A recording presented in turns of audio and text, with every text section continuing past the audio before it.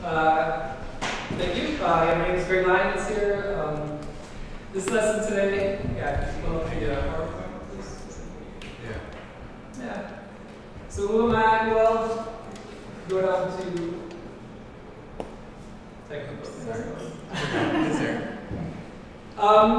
So this is the getting started for non-programmers. The reasons for non-programmers was because myself, I don't have a programming background. Which way is the webcam? We didn't set up the webcam. Oh, okay. So I have a non-programmer background here. So for a long time, I didn't want to make games because I was afraid the coding would be too much.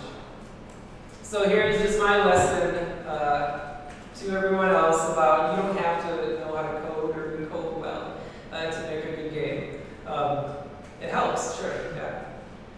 But it's not required.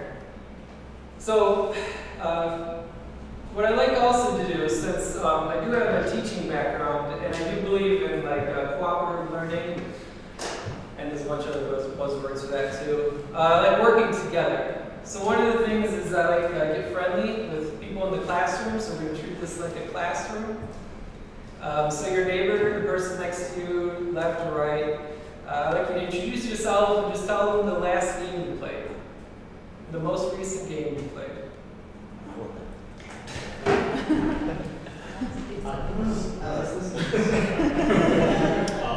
That does count. What game?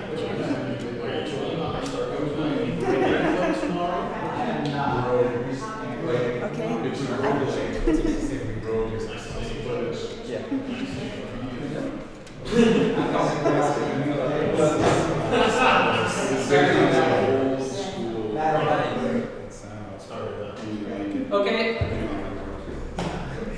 So what was some games you played?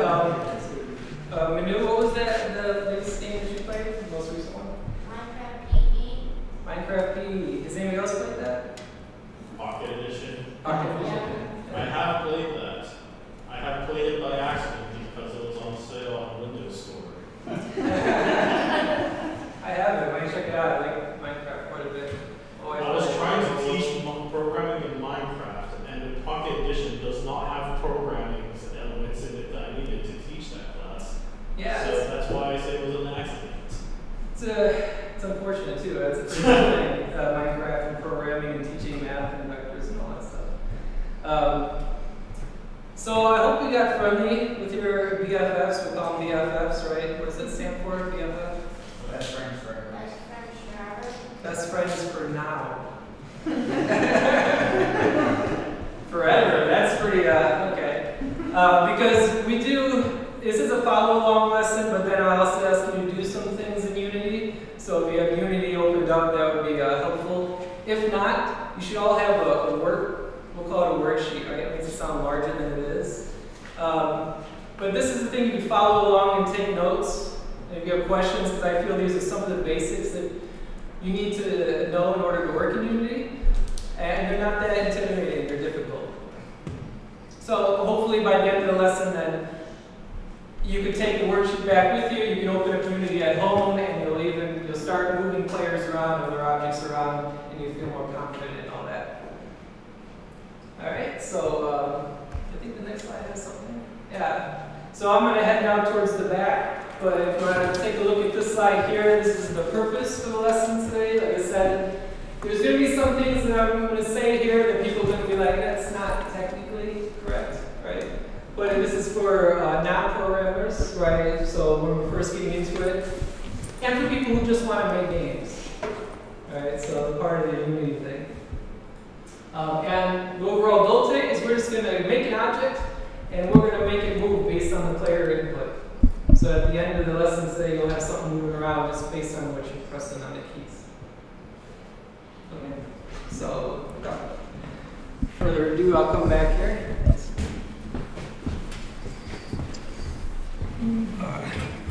Let me close this up. All right. So this is just a picture of that. I guess if you're doing this online, there'll be a Word document you can open. This is what it should look like. Make sure you have it. And like I said, it's so you could follow along during the lesson, and then you have something to take away from the lesson, because I know if I don't write stuff down, I forget. So if you're like me, hopefully that's helpful. All right, so some of these slides. All right. I don't think this is just in case you needed to make a Unity project. I don't see anybody here that needs to do that, but I'll leave it up for the stream. So if this is your first time using Unity, to make the project here, right, you open Unity up, you click on the new plus, which is color-coded here. You name it whatever you want. That's in the blue. Make sure it's in 3D. That's what the lesson's going to do today is 3D. Then all you do is hit create project and you're done. All right. So then you'll have a screen like this, which now I'm just going to load up Unity. So you see that screen. All right, so this thing, when I first looked at this, it was pretty intimidating. How many windows are here? Right, 5 windows, there's tabs all over. What does all of this mean? So what we're going to do here is we're going to take a moment. If you look on the follow along worksheet here, I give you the picture, and then I ask you to locate these windows. These are the important windows: the project window, the hierarchy window, the inspector window, and the scene window. So just take a moment and to locate them on your worksheet. So this one, right, would be the scene. So what are the other ones?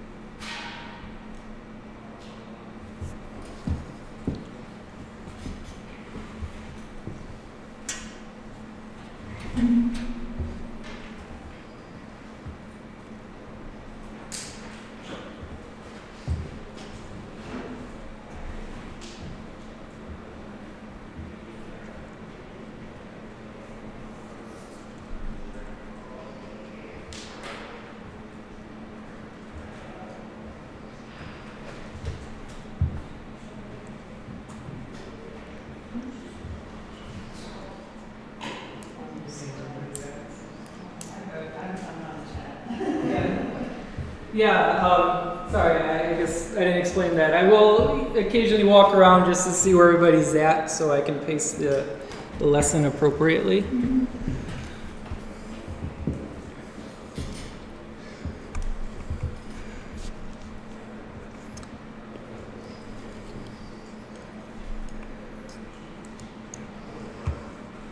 All right, so we're gonna now I'll show you where the scenes are here. Now they're color-coded. So the purple one here is the scene view. So in case you misread something, because I know the document might have small print on it or something, just make sure that you label them appropriately here. The yellow is the inspector window. The orange is the hierarchy window. And the green then is the project window. And I'll leave them on the screen. Right now that might not mean much to you, but these are important windows in order to understand how Unity sees the world, right? So this is what we have to understand in order to understand Unity.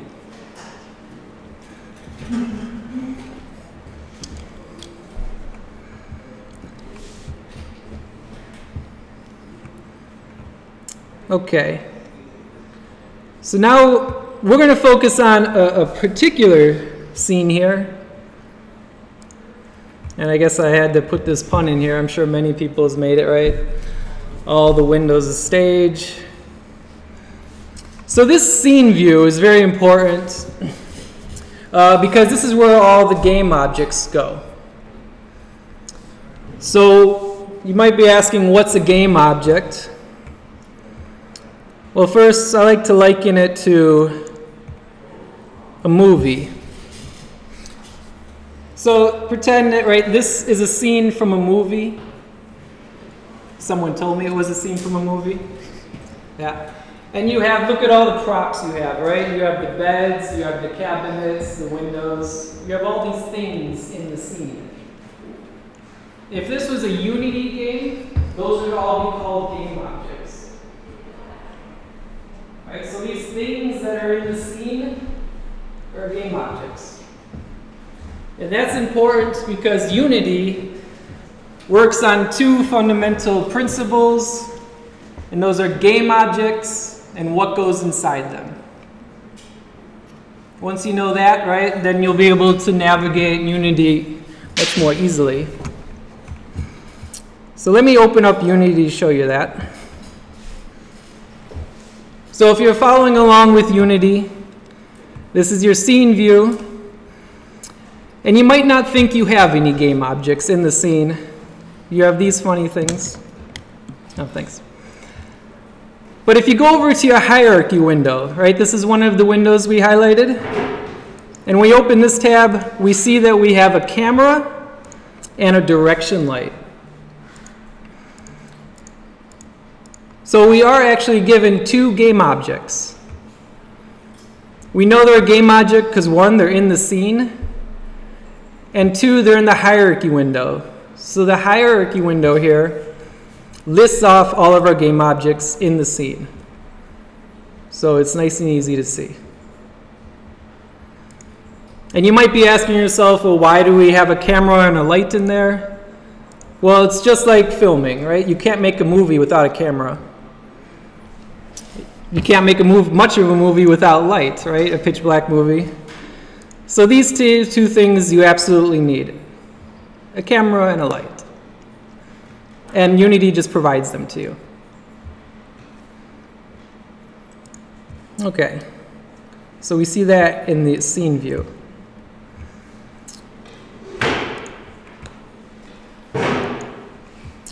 One thing we can do now is we can make our own game objects. And this is what helped me learn how to navigate Unity, is making my own game objects.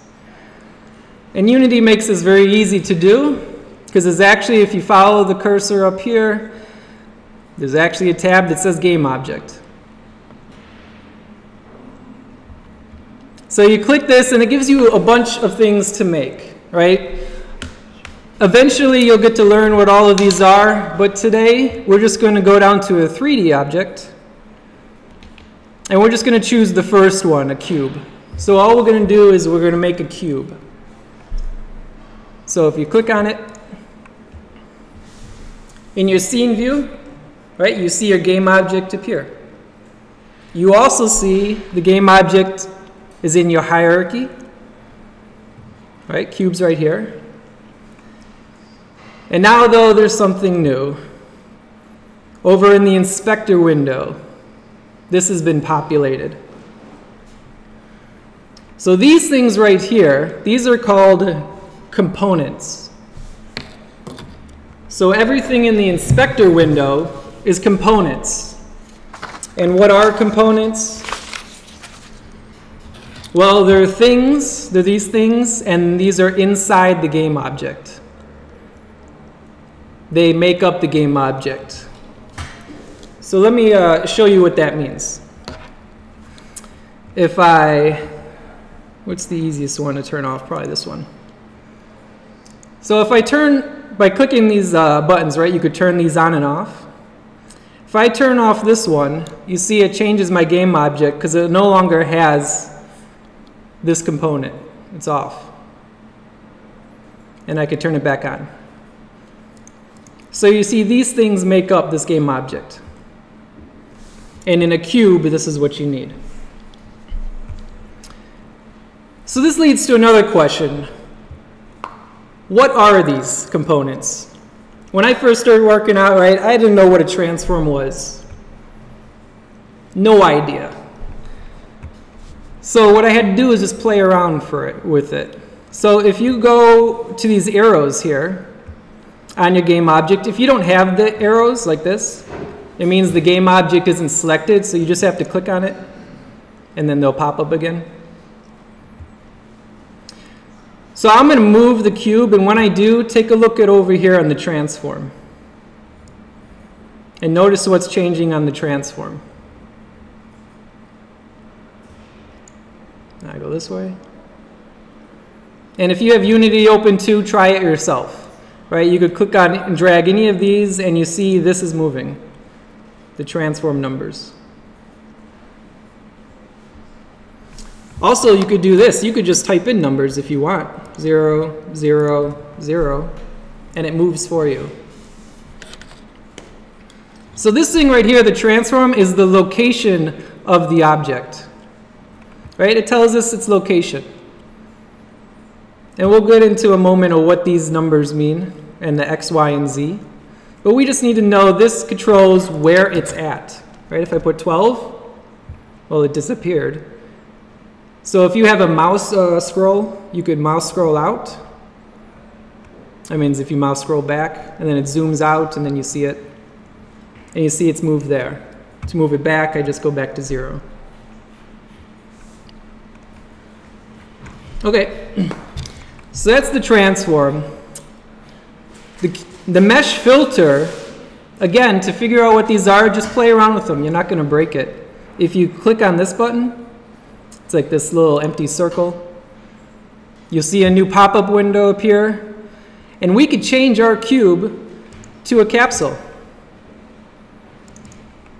Right? We just double-click that, and now it's a capsule. We could change our cube to a sphere or a plane. But let's bring it back to cube. So the mesh filter, we should learn from this, right, defines the shape of the object. Right? This is all changing the shape of the object.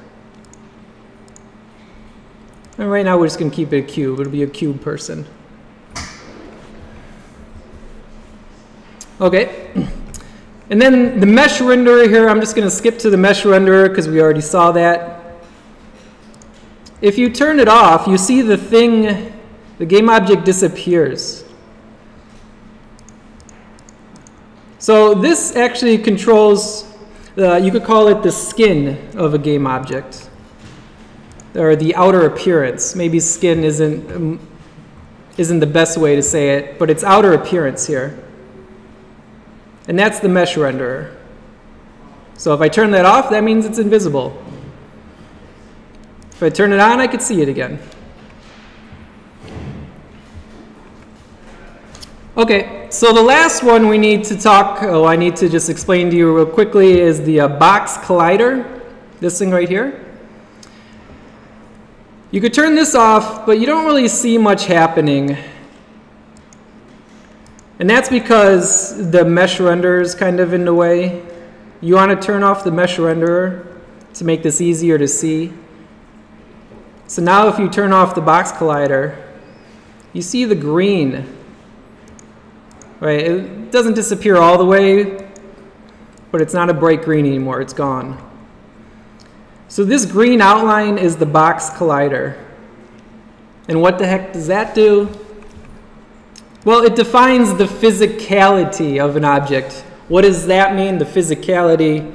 It's where things touch. So this defines where things touch. So if I were to make it like a size 5 and a size 5 and a size 5, that green area is going to be impossible to pass because this is where the object is going to be touching other objects. Not the skin. Right? Not this outer appearance. And we'll take a look. We'll see that in practice in just a moment. Okay. So now here's my challenge to you. Let me see if I could get my video popped up here. Let's open up the YouTube maybe. If you're following along on the worksheet, you'll see that there's 2 questions here. And the questions go, how would I make a ghost? So this thing is like a ghost, right? It's moving through other objects. It's kind of invisible. So how would I make a game object like that? And the second one, how would I make an invisible wall? We've seen ghosts and invisible walls in games. So you see this object cannot move past that wall. So with your BFFs, yeah, I would just like you to talk, and how would you make a ghost? And how would you make an invisible wall? By only changing these.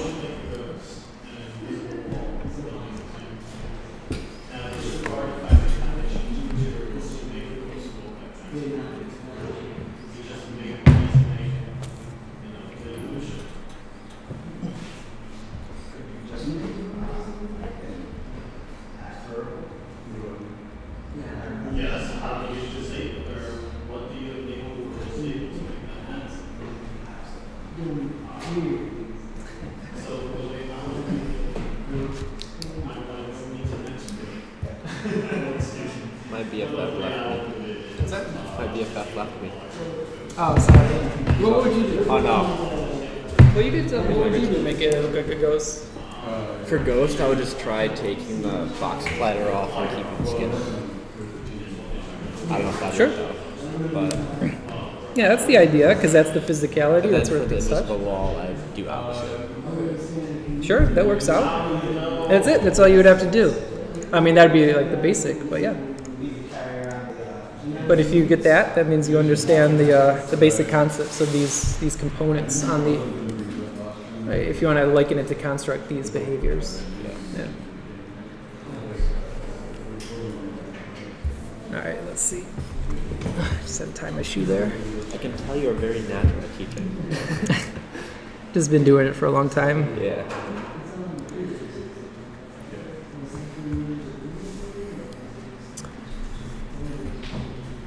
Okay, so what would we do to make a ghost?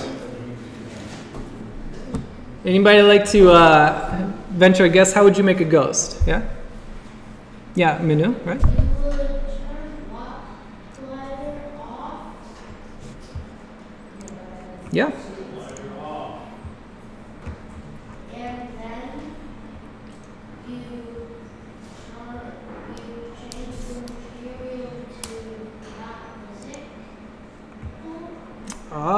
Well, you change the material. You could change the material. Yeah, if you want to make it more transparent. Can you change the default material here? No. I'd have to make a new material. Yeah. So you're right. You would change the material. Some people. What happens if you do this? If you just turn this off? Yeah. So that's not very fun to the player, right? Because now they can't see the ghosts. But you want to make them kind of invisible, and you do that by changing the material. That's something that we can go over afterwards or in another lesson, the materials, because they're fun to play with. You get the idea. So how would we make an invisible wall?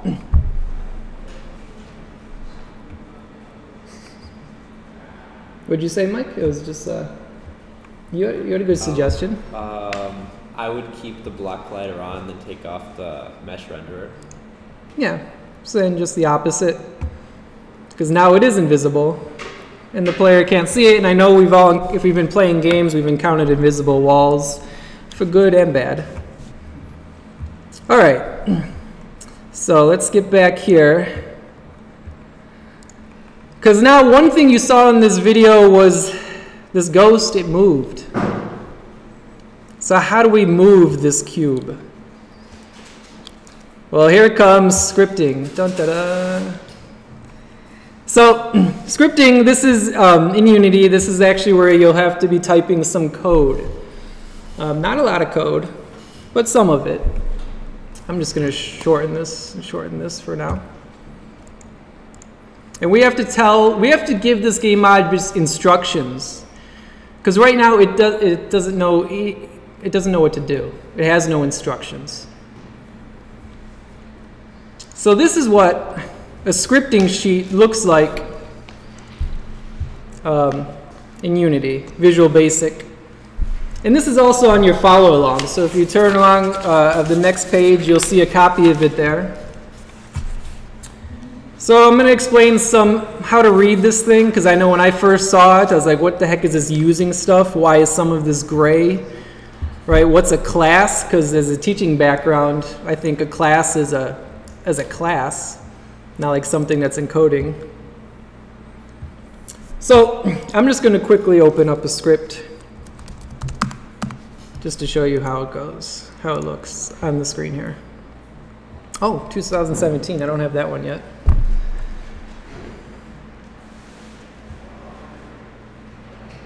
Okay, first I'm just going to show you some things, and then I'll show you how to open up the script. Apparently this one was already written. I got to stop naming my things the same thing.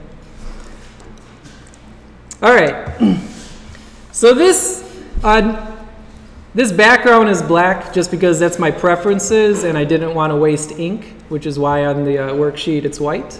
So I just changed that out, but it's a similar thing. So this is the instruction sheet that you write for the game object. So the first thing is I noticed was these up here, these using statements. So if I delete this one, you'll see something happen. So this turns white, right, and with the red underline. So I know we're familiar with that red underline if we've been working in Microsoft Word. That means they think it's misspelled, right? Microsoft Word thinks you have a misspelling. So what this right here did, let me put back, is it told the computer, well, it gave it its active vocabulary. So remember, computers are really dumb.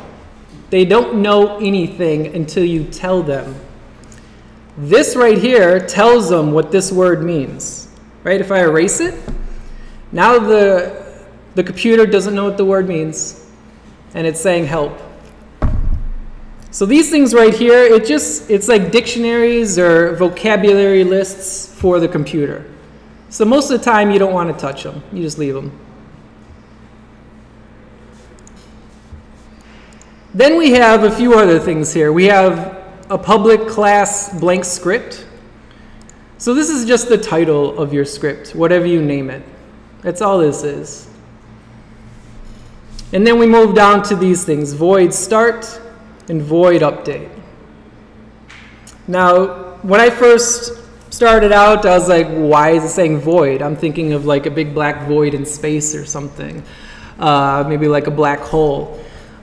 So that was kind of something that took me a while to understand. But just know that this is, for right now, we don't need to understand it. We just need to understand this whole part. And these things, this is where I write the instructions, is between these curly brackets. So I'm just going to quickly, write something, transform. We're going to take a look at this in a moment. But I'm just going to write it here. So this would be like instructions that I write in between the curly brackets. And I would do that for the same thing down here too if I had instructions. So basically these just tell you where to put your instructions in between the curly brackets. The start, this happens once. These instructions that you write here happen once and at the beginning. So let me show you what that looks like. Let's save that. So if I write something here, it happens only one time and right away. So it's going to be easier to see if I take this game window. So here on yours, you might have this game and scene window. I'm just clicking on the game, holding it and moving it over. So now we see both the scene view and also what the player views. So I'm just doing that so we can take a look at this script. So if I hit play, and the play here is then what runs your game. Watch this real carefully. It's going to go quick.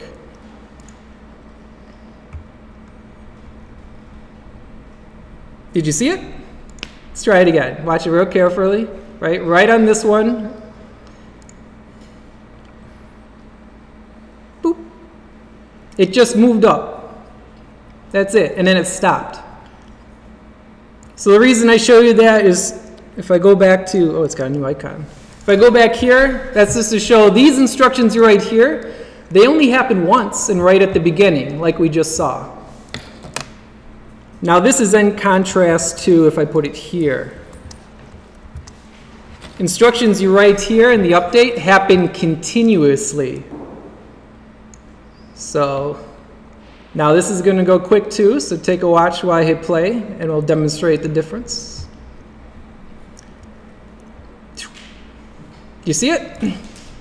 So it just takes off and keeps going forever. And that's just to show, right, the difference between these two parts. Instructions that happen once at the beginning and continuously. All right. So with that in mind, I have another question to pose to the crowd. If we're going to write instructions, well, so we're going to write instructions here for our game object. So we can move the game object based on our own keys, like so based on I hit left and I want it to go left.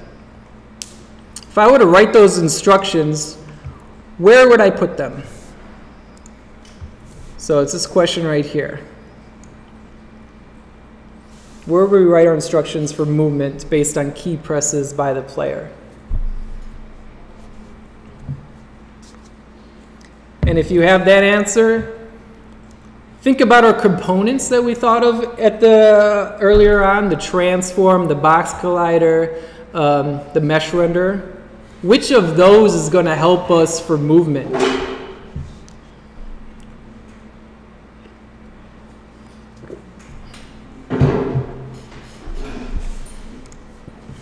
All right, anybody would like to shout out an answer for this one? For the first question? Where do we write our instructions?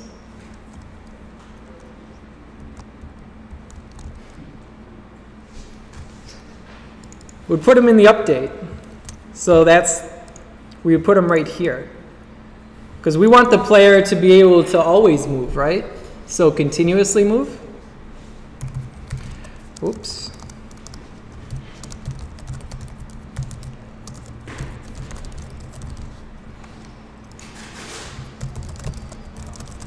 Yeah, just put some notes there for ourselves. So we're going to put them here. And then how to move it. Well, if we think back to our components that we thought about earlier, so I'm just going to click over to this slide here that has our components, these things on our cube, right? The one that dealt with location, so that's movement, right? Because when you move, you change location. That's going to be the transform. So that's the one we're going to want to talk to tell the object to move. To further demonstrate that, right, I went back to Unity here. I have transform opened, and what you can do is just move the object. And you remember what moved? The transform changed. So that tells us it's the transform that's going to help us in moving this object. All right, zero that back out. And one more thing to show that I forgot to show is this slide here. It's for the script sheet. It's some notes that I have to myself to remember the organization of the script sheet. Remember, these things up here tell the computer what vocabulary to use. It gives them the words to use. And then this is just the title of your script. In here is what I write to do once. I only want the instructions to happen once. And then here is continuous. So this is just a color representation of what I just said.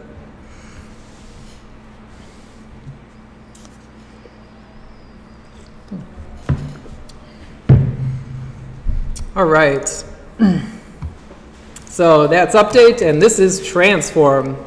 Yeah, there are other ways that you'll learn to move the game objects, and the transform might not be the best way, depending on your game. But it's a pretty straightforward way we can start off with here. So I'm going to show you a scene that I made that's going to demonstrate vectors. So if you're like me and you heard the word vector, you might have drawn a blank, or like, what's vector? Because when I started with Unity, I had no idea what that actually is. So this is a demo to demonstrate what a vector actually means in a game. So yeah, I'll save that for now. Lesson. Didn't spell that right. All right, I'm gonna move this back. So you don't have this unless you downloaded the Unity package. That's fine. I just want to show you about vector movement. So when you move game objects, you use a vector. So I'm going to hit play, and we're just going to watch this thing. So that thing just shot up to the sky, and why is that? Well, it has everything to do with this code here. So we saw this earlier to move, transform, translate. So this is a good thing just to remember how you can move game objects. And then we have vector 3 up. So Unity has this cool shortcut feature where you don't have to write out the actual coordinates of vectors. You could do shortcuts, and they sound just like, well, vector 3 up. If I go back to the screen and hit play, the object goes up. So that's pretty intuitive. But what does up mean? Well, it's where this yellow arrow or green arrow is pointing. This is up. This is to the right, and this is forward. So to demonstrate that, you just write in this code here, vector 3 down. Save it and watch what happens. Now I hypothesize it's going to go the opposite direction of the green arrow. It's going to go that way. And then I hit play just to check it out. And it does. Forever and ever and ever. So we might want to actually know what these mean, vector 3 up and vector 3 down. If you highlight over these, it tells you. But also, I can give you a cheat sheet here. Vector 3 down, and I know some people in here knows, -1, 0.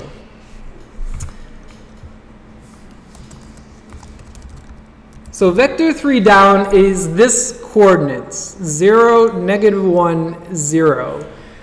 How do I know that? Well, if I put my cursor over down, it tells me it, as that pop-up window right there. You see shorthand for 0, -1, 0.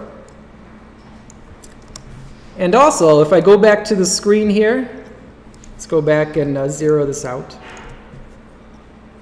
If I go back to the screen here, and if I go to the Y, and so the Y is the green arrow, and I hit -1, type in -1, it goes down. And then it goes up. Okay. So let's show some more advanced movement there. This is another game object. What I have here now, just to demonstrate, right, if I do right, it's going to follow the red arrow. Well, I better. There it goes. So this one, I have it set up. I could just click on these things and it goes. But you notice this is going much slower. So why is that? Well, if I open up the script here, I still have the transform translate, right? So this is the stuff that moves you. And then you need vector coordinates. Vector 3 right. But you see something new. I'm just going to cancel this out for right now. You see this times time. So this is what slows it down. And I could prove it, right, just by doing this and this. So do it without time. Save it. Hit play. It's going to go super fast. So watch out.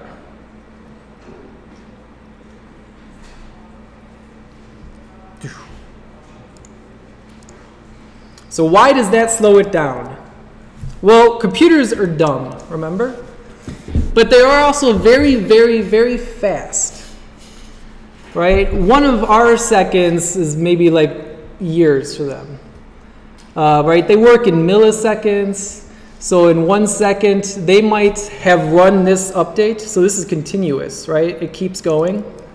They might have done this line of code 10, 20, 30, 40 times in one of our seconds, 1 human second. So multiplying this number by time slows it down for human eyes. That's it. So there is math behind why that works and why it cancels it out. And that's something, right, you could look up if you're interested in.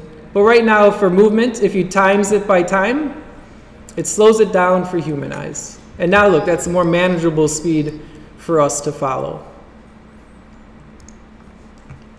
So that's why it's often when you're having movement to multiply it by time. And then if we go to the flexible one, so this one has, I put these where it goes up, right? If I click up, it's going to go up.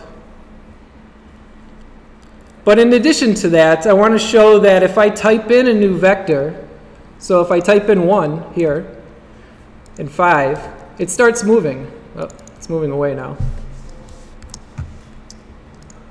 So let's reset that and watch it again. So this is to show how it works. Right now, it has no vector, so it's just going to sit still. And then when I give it a vector 3 up, it starts moving up, right? And then when I also give it a vector 3 right, now it starts moving right and up. So that's a diagonal, right? And I can make this number higher to make it move faster. So this just kind of shows how vectors work with movement. And you can play around with that.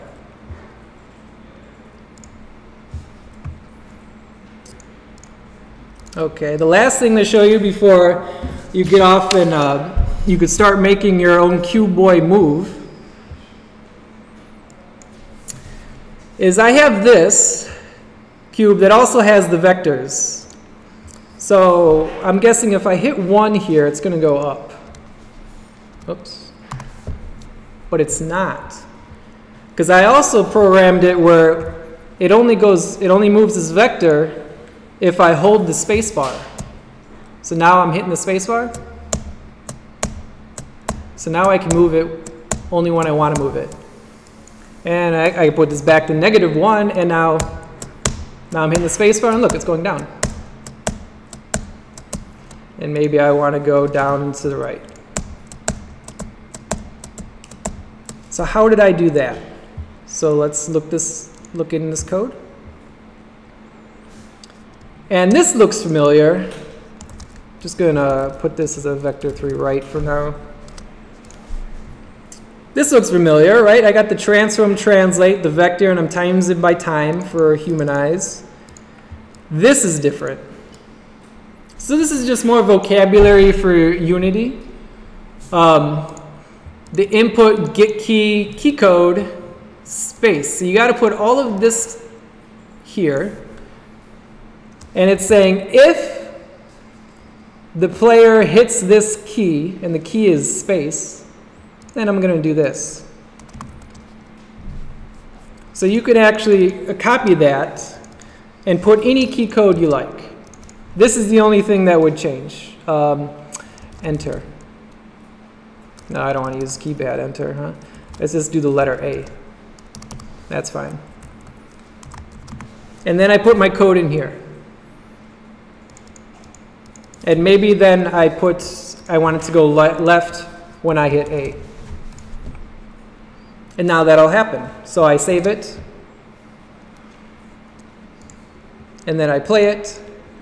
And then A is just going to go left. And I'm just going to smash on A. There it is.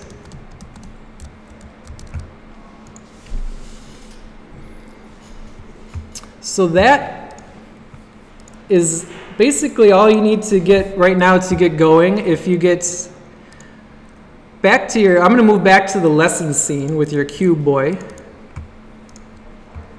Oh, I guess I don't have a cube anymore. That's fine. Make a cube. So you should still have a cube. So let's make instructions to make it move. So here's how you add scripts. You go over to the inspector window, remember? Because we want to add the script to the game object. This is the game object. We hit add component. Scripts are components. And now you just type in whatever you want to call your script. So this will be the title. Player move script. Maybe I just name it that. It doesn't matter what you name it as long as you remember. Then new script. Create and add. And then, why did that pop up? No. So then you'll see it get added here. Just like the mesh renderer, just like the box collider, just like the mesh filter. Oh yeah, I guess no one wanted to change the shape of the ghost, huh? And then you have the script here. You just right click on it and you go to edit, and then it'll open up. So right click, edit. You'll see this blank thing that we just saw before. So here's my challenge to you. Make your cube player move based on keyboard commands. So if you've been following along, you have all the information that you need on the follow along worksheet in order to get your cube person to work. If you have questions, I'm going to come around and answer those questions and help you out to get your cube person to move. And if you want to try here, yeah, just write it up here. On the spot? Yeah, why not? It's fine. You got everything you need.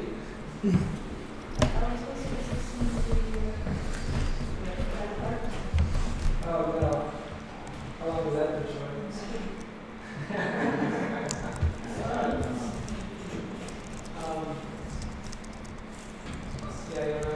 This is doing that. This makes sense. There you go. What was wrong with it? It like swapped the title card. Oh. Should be good.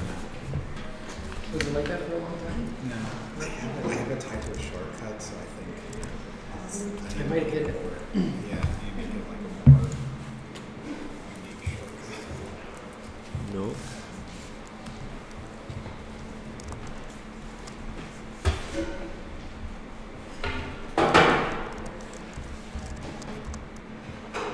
No.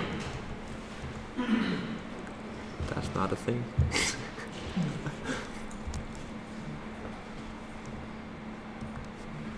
It should be on the sheet too. The command.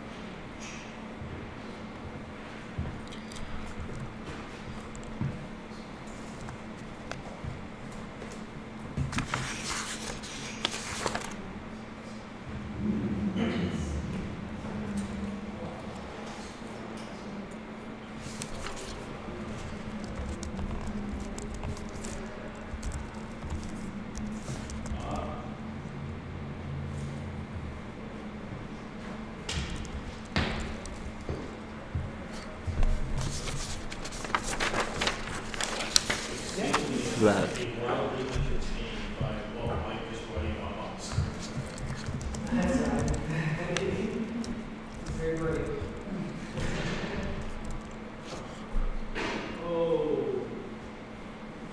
I'm just getting negative feedback right now. Do you see any red squiggles? No. Well, then you must have read it correctly. I just don't feel like they're connected. That's true. They are, because the semicolon does tell it. It's like this is the end of my Yeah. statement. Yeah.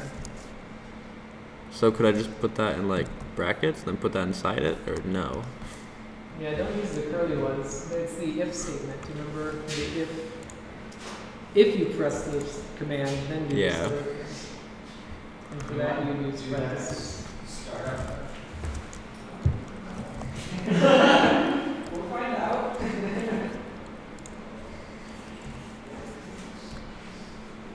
Oh, you have to actually type out the workspace. So, fun fact, that should actually work. Oh, cool. You don't actually need curly braces for your statements. Yeah. Well, we're not going to go over that because, quite frankly, it's bad coding practice to not put curly braces. I'm right there with you, but that's if you want to know the coders, but just to my eyes, it makes more sense. But that works. Generally speaking, when we talk about bad coding practices, we either mean code that becomes more difficult to read or code that are poorly optimized. So I say that, you know, it could be a much better idea to use curly braces. The reason why I say that is because it makes it much more readable code, as you just rightly pointed out. Human. Human. That's the important part. The computer. The whole point of code, after all, is trying to get it so that at least humans can understand what's doing. Even if, yes, even if very poorly. I like to imagine coding as a mathematician's poor attempt at translating what a computer does into English.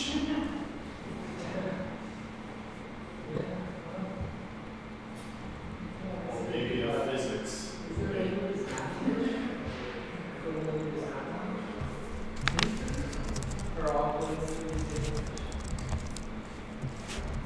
The grammar rules there are a couple that are not. Some that are named in ways that will break the code of conduct, so I will not mention them.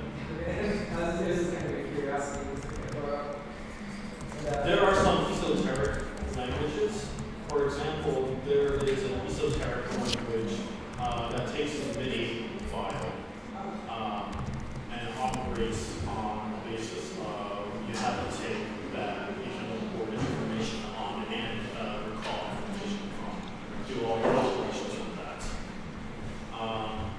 There's another one where it just takes in an image file, presumably a PNG, some sort of lossless file, or I think it usually chooses PNG, and you can just feed it, and it'll do it, and each color on each pixel of each color on each pixel of that image will actually be aligned with.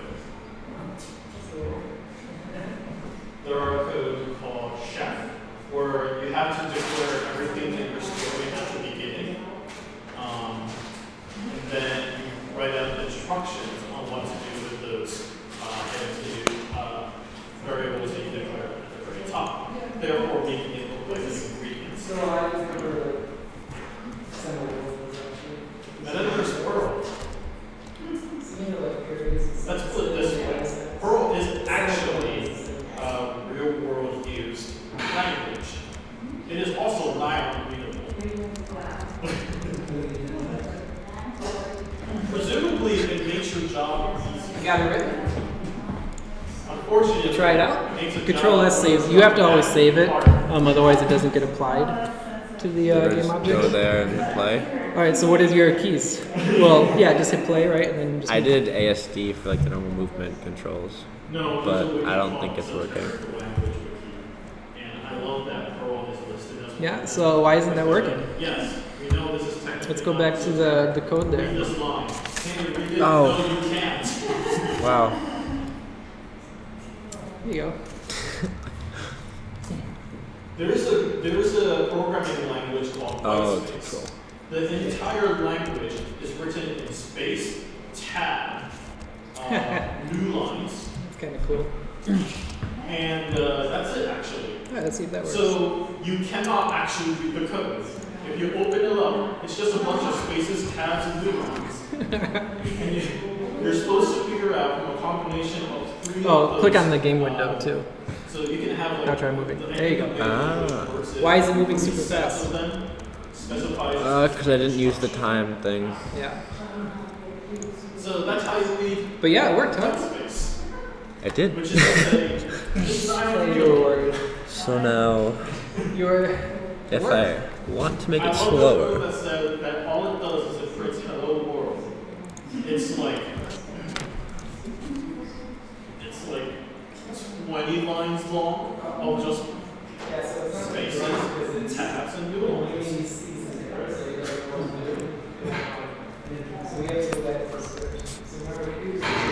My opinion of language, you can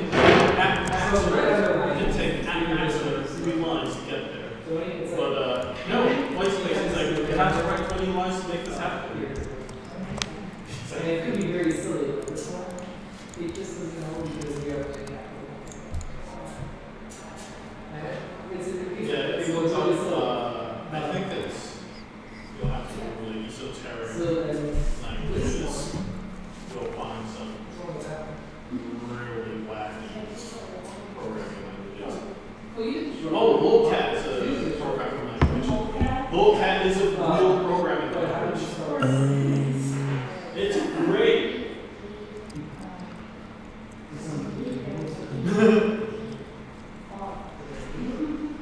Can I have standard I/O? And then there's something else. Yeah, I think it's. I think to write hello world is. Can I have? I'll have to look it up. It's a real compiler. Yeah. Hi, 1.2. Can have standard I/O. Visible. Hi world. Hey, thanks. Bye. So there's one thing. Yes.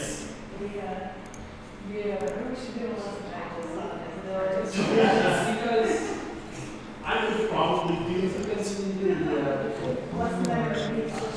Yeah, we need to talk on some programming languages you may not have known.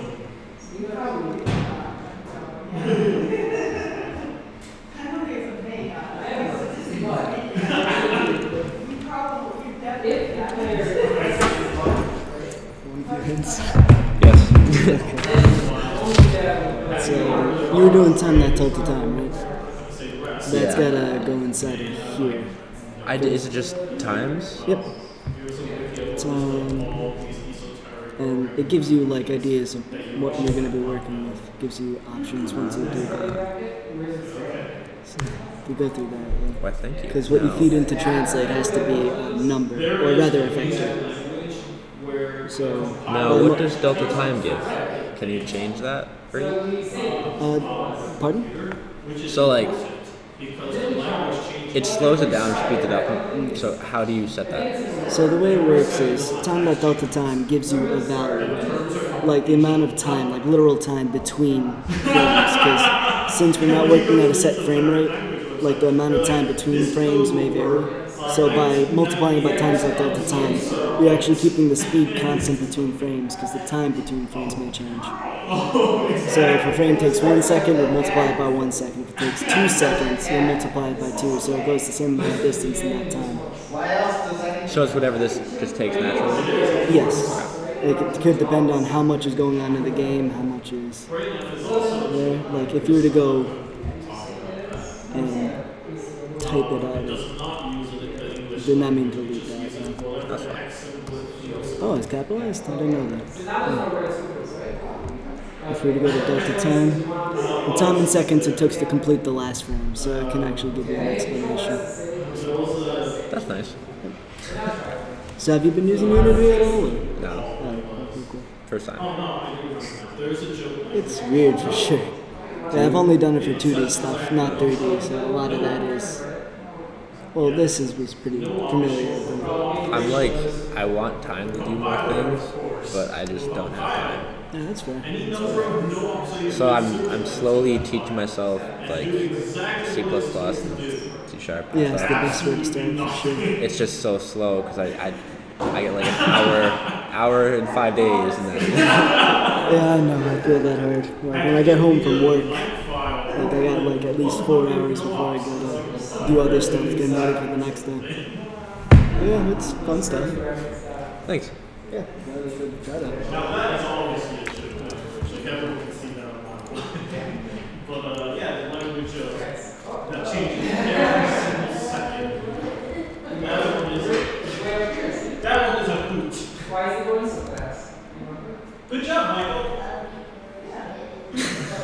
that wasn't me, but. Power comes in. So you want to get other directions over?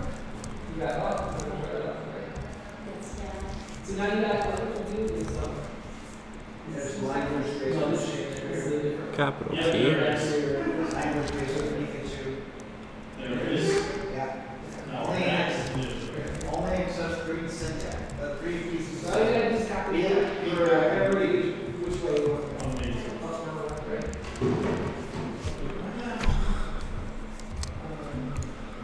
Yes, it seems like it's fun.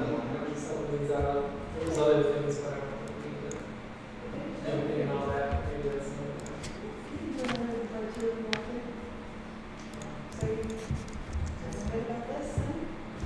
cool because we have the 9. It's all these out of the instead of even going. That's okay. Everybody else wants up here too, I guess. Sorry. Are you done with like talking? Yeah. Isn't it? To that. That's normal. Alright, just do that real quick. Thanks everyone who came by. I get to see your code in a minute. That's Huh? talking to Mike. I want to see what Yeah. he wrote and did. That's fine. But thanks everyone who stopped by. Send us any questions you have over email. We'll see you next time.